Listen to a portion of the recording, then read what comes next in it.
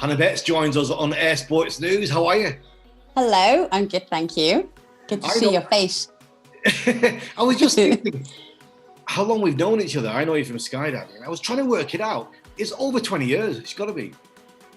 No, not quite, because I know that because I haven't been skydiving for that long, but it's getting close. You knew me when I was like a baby jumper. I think I went to Imperia Brava for the first time, and I must have had under 200 jumps because I kept getting put on a wind hold. Does that make sense? Something like that? I think I know you from before, from at Langer in Nottingham.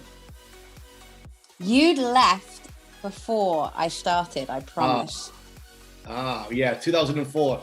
Maybe there was, yeah. Oh shit, did I meet you in Langer? Sorry. I'm sure you did. Sorry, you can swear, it's no problem. I'm sure you did. Yeah, no, I started end of 2003.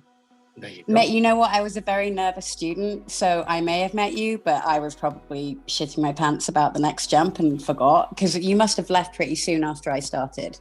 I've been doing it 30 years. I'm still nervous now. So Hannah Betts, welcome to Air Sports News. Stunt performer extraordinaire. I was just having a flick through your IMDb profile, so your credits on there. Wow, I had to give up. I was running out of time. Yeah, they've slowly built up over the years. Yeah, you have done a lot of stuff. So you're a stunt performer, and obviously that entails everything that stunts entails, but there is skydiving in there, of course. There is, which is great. It's always nice when your original passion you get to combine the two. So it's always nice to go back to your roots and feel super comfortable. Tell me some of the jobs you've done with skydiving and stunt world. So I guess most recently, it's not out yet, so I can't give too much away about it, but I doubled Angelina Jolie, which is hilarious because she's like me, stretched and shrunk, but I was in a very baggy jumpsuit, so that's okay. But she plays a smoke jumper, like a full firefighting smoke jumper. So a team of us had done a big skydiving sequence with all the gear, which is really only designed for static line, not for free fall. But Hollywood wanted a different kind of scene, so that was pretty fun with Travis Fanagi, John DeVore, Mike Swanson, all the cool kids. Yeah. So that one was pretty good. That was in New Mexico. It was exciting. Fantastic. Your husband just mentioned there he's a stunt performer as well. He is, yes. He's a former skydiving world champion turned stunt performer.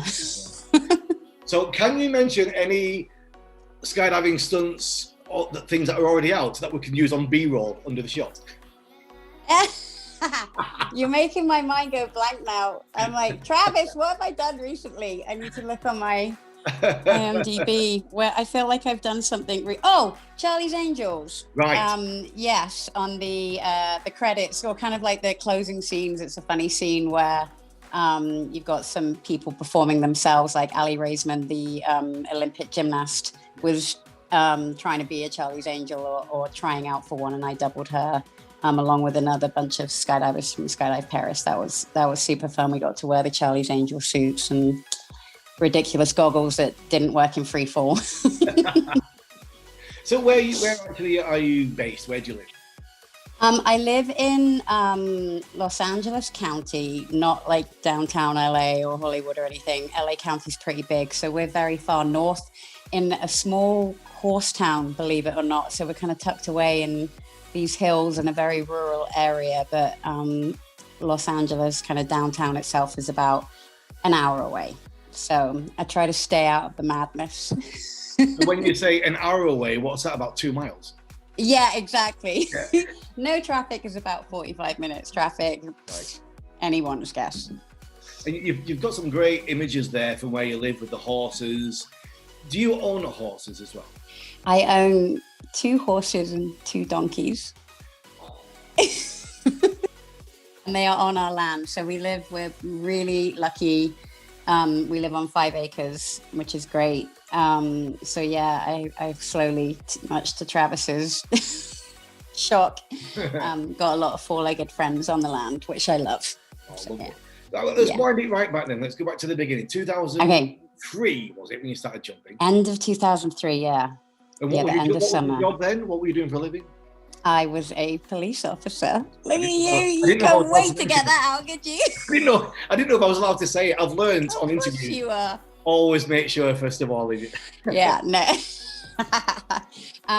Yeah, I was a hilariously, well, not hilariously, but it's a different lifetime. I was a full-time police officer in West Midlands Police in Birmingham. And then I eventually transferred to Nottinghamshire Police so I could be closer to the drop zone. And how long were you there at Langer? How long were you I mean, Langer, I guess I started at 2003 and I was there, pretty much that was my home drop zone all the way until I moved to California to work at Skydive Paris. And I moved officially the end of 2008, although I've been there a kind of a lot with the skydiving team that I was with at the time. But yeah, so Langer was like my home training turf, and I have a lot to thank to everyone at Langer for where I ended up. Were you jumping full time before you went to California? No, I was not. Yes, kind of we were. I wasn't an instructor. I was just a very crazy weekend warrior jumper, like moving on to the drop zone so I could spend all my money skydiving and not on rent. And I was lucky enough to get on a team that got a certain level of sponsorship. So we all decide, Body Flight Storm. So that's with Kate Stevens, Claire Sparky Scott. Most people don't know her real name. It's Claire and Sarah Smith. Yeah. And Sarah and I were very baby jumpers, but with all the enthusiasm in the world. Never been on like a senior team, didn't even know all the blocks. Kate Stevens and Sparky, obviously former world champions, legends. I don't know how we did it, but we managed to convince them to do a team with us because we somehow believed, looking back on it, it's ridiculous, that we could beat the current team, which were the world champions, to go to the world championships. So we managed to secure some sponsorship, which allowed us the final few months to train full time. And that was a very long-winded way of me saying, yes, I did end up jumping full time, training on a team for the world championships. It was a good team, though. It was, all joking aside, there was a lot of talent there. It was really fresh and energetic and full of energy. Yeah, it was the perfect combination of Sarah and I's just dogged enthusiasm. We don't care about what obstacles are there. And then some really great experience with Sparky and Kate. It was just the perfect combo. And to get 4 grown adults in real jobs just to go, yeah, okay, I'll quit. Because if we don't, we're not going to beat this team, because we were so behind in experience and jump numbers, we knew we had to do something pretty drastic. So to get 4 people on that same page, and I don't remember any of us having any hesitation. We just all went, sounds like a good idea. And even Gary Wainwright, Swoop, our cameraman, also quit his job. One of the best quotes I heard about four-way, somebody said, what does it take? What does it cost to win, to be a champion? And the answer was everything. Literally everything. There's always a lot of people. Job. Yeah, house, job. You're not in it for the money. Friendships. Yeah. Like livelihoods. Yeah, everything. You just have to decide whether you're willing to sacrifice it and get over obstacles. There's always going to be, something's always going to get wrong. Someone's going to get hurt. Something's going to change. And it's whether you decide to quit or figure a way to get around or over it and keep going. So, yeah, it was not plain sailing. No. By any stretch of the imagination. What year were we when you were thinking about quitting the UK? So it was because we had all left our jobs at the, I guess, spring of 2007. And then we were training and working and training. We were still working in between training, but we weren't in our grown-up jobs. We were trying to do skydiving jobs and stuff to supplement our training. And then the World Championships were at the end of 2008 or August 2008 in France. And I just couldn't imagine, everything had just changed so much. I just couldn't imagine going back to where I was before the team. It just felt wrong. And even though it was terrifying continuing in the other direction, something was just pulling me to keep going. So because I was technically on a police career break, so I could have gone back to a job. It was there waiting for me. But instead I called Skydive Paris and said, if I get a work visa, can I come and film tandems at your school, please, and instruct? And they were like, yes. So I did. So I just packed a bag. Yeah, I think you're familiar with this. I had 2 bags and I think like a month's rent and a little bit of spending money, sold a bunch of shit and turned up at Skydive Paris and that was that.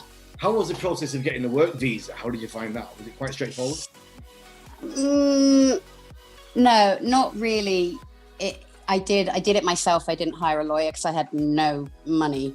So it was just a lot of Googling and just website searching and asking other people and collecting a lot of evidence. It wasn't easy, but it was just a process that I just had to get through. So you get to Paris. Yeah. You're filming tandems. Yeah. You're living the dream. Yeah, sure. Yeah, no, I am. I'm in California. It's great. What happens next? And then I finally decide I should probably get my AFF rating. I was genuinely terrified not terrified, but I obviously had the flying ability, but I took becoming an instructor very, very seriously. And I really wanted to feel like I was mentally ready. So I did end up getting my AFF rating and then just really enjoyed coaching. And obviously I was coaching teams in the wind tunnel. And that led to getting on military contracts and training military, which is always hilarious, seeing a 5'5" girl leading a bunch of Navy SEALs down the runway.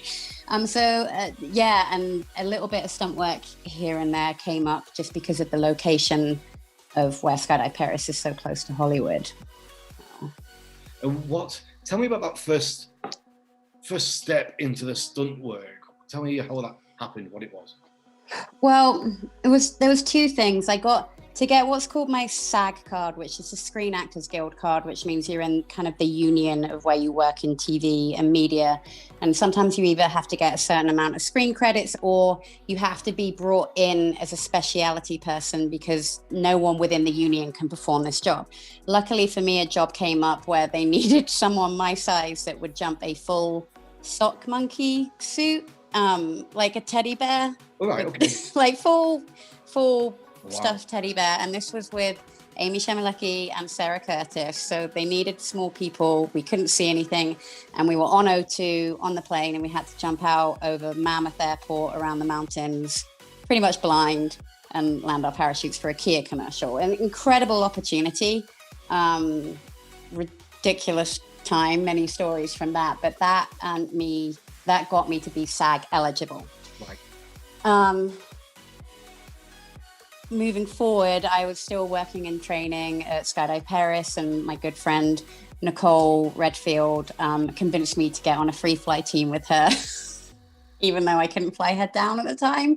But she pestered me until I couldn't say no. And we trained and went to the Nationals as an intermediate free fly team.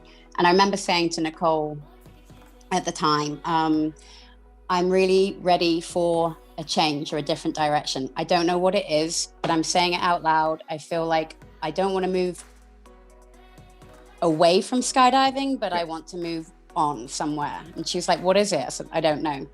The next day, I remember where I got the phone call. Like I was at Bend going to Skydive Chicago for Nationals, and Craig O'Brien called me with a stunt double job for Agents of S.H.I.E.L.D., Marvel TV show. It was a skydiving sequence, and even though it wasn't free fall, the stunt coordinator was savvy enough to want someone that looks like her, but also understood skydiving and was a little bit gymnasticy, so it wouldn't look like a complete, mess.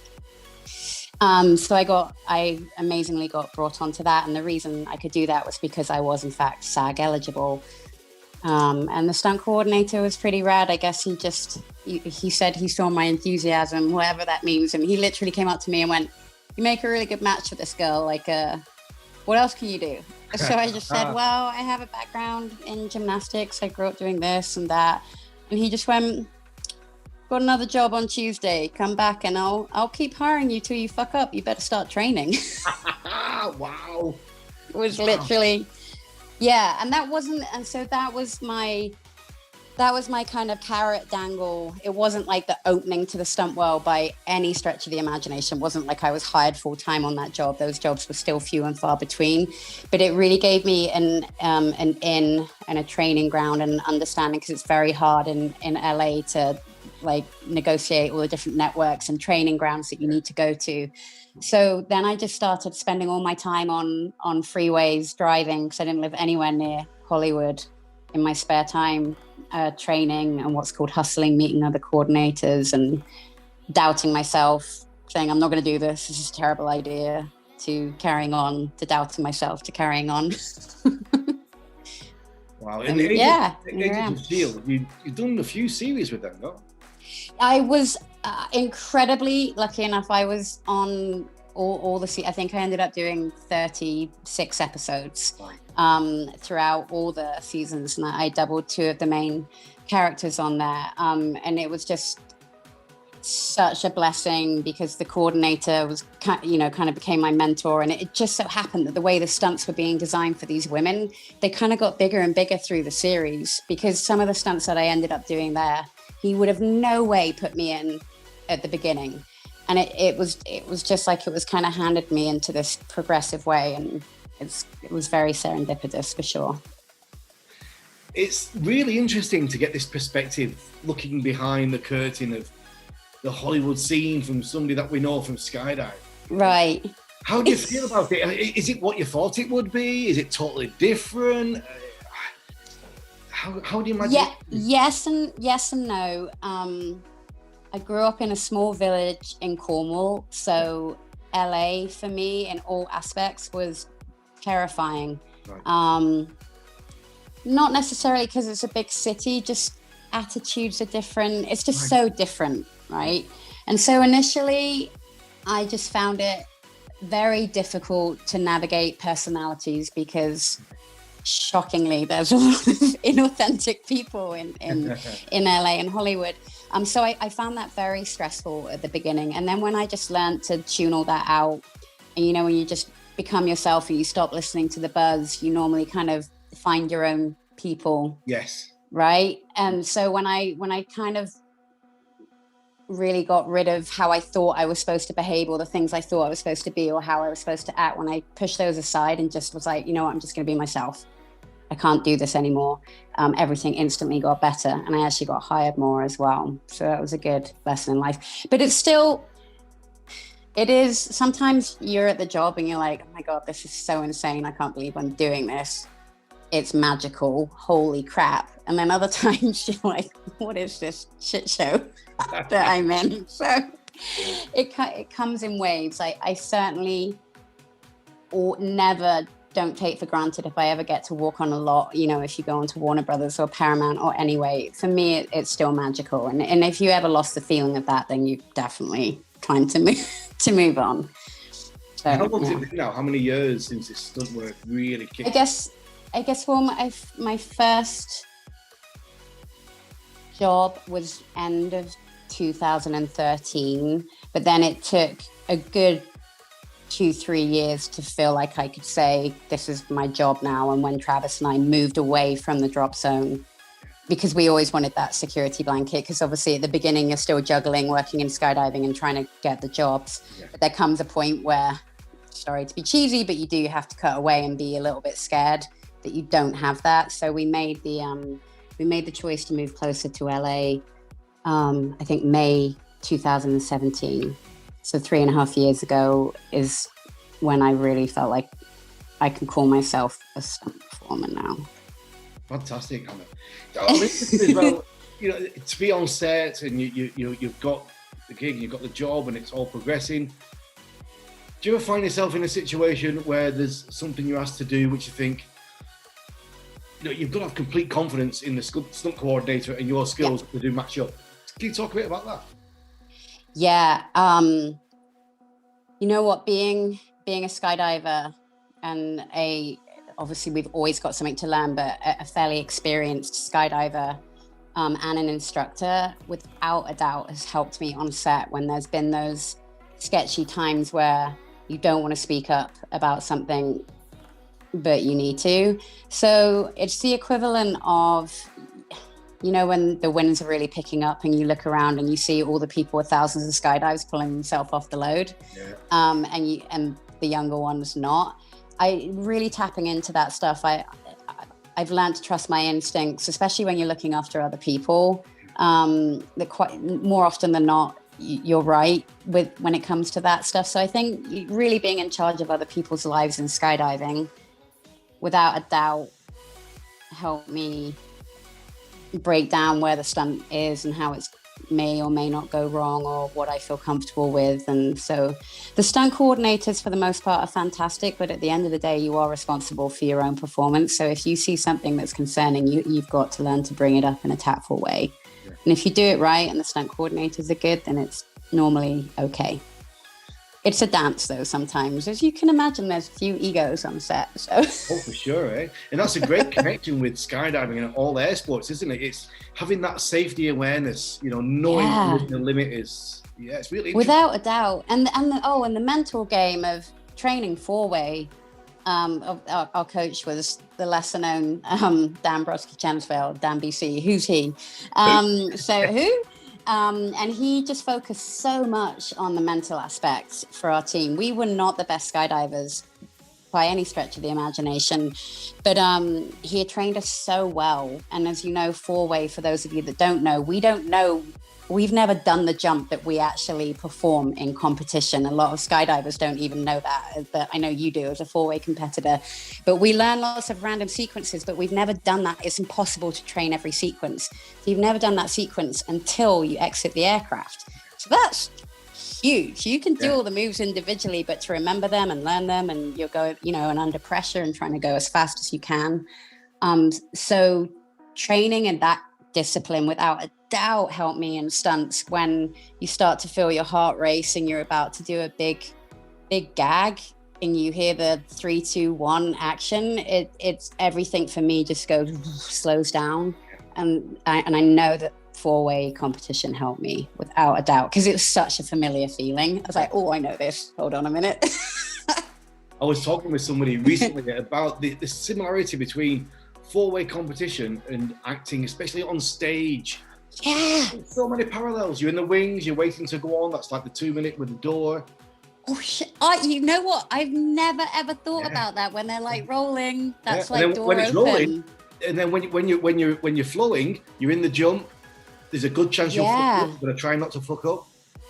The adrenaline's there, and that feeling when it stops. So when you parachute up into someone's hands, or when they call cut, very similar feeling, isn't it? Yeah, I didn't even think about the door opening thing and everything, because that's almost like when the light comes on, that's when the director's like, okay, rolling cameras, and that's the initial like, oh god, and then the 3, 2, 1, it's the exit for sure. So I was doing a job in the UK on stage, and I was in the wings waiting. I was peeking out, and I thought, what's wrong with me? And then I suddenly thought, running in. And then I just put myself in a skydiving mode, and it really calmed me down. Isn't that crazy? Yeah, I mean, you talk on camera. I can, no way. You're doing it now? No, I'm just chatting with a friend on camera. Everyone always, I have so much respect for actors, honestly. It is one of those things when you're like, oh, acting, how hard is it? And then when you really see what goes on and how scenes are done and delivered, no, thank you. I'll just smash through the walls and other people can talk. You must have took some heavy knocks, haven't you, over the years? Yeah, I've taken a few what we like to call thumpers in the. Tell me about some of your thumpers. Thumpers. You know what? The boringly is quite often the ones that really hurt are the ones that you don't even pay attention to. Like that person that's just done like a flat back onto concrete or something, like the usual pratfalls.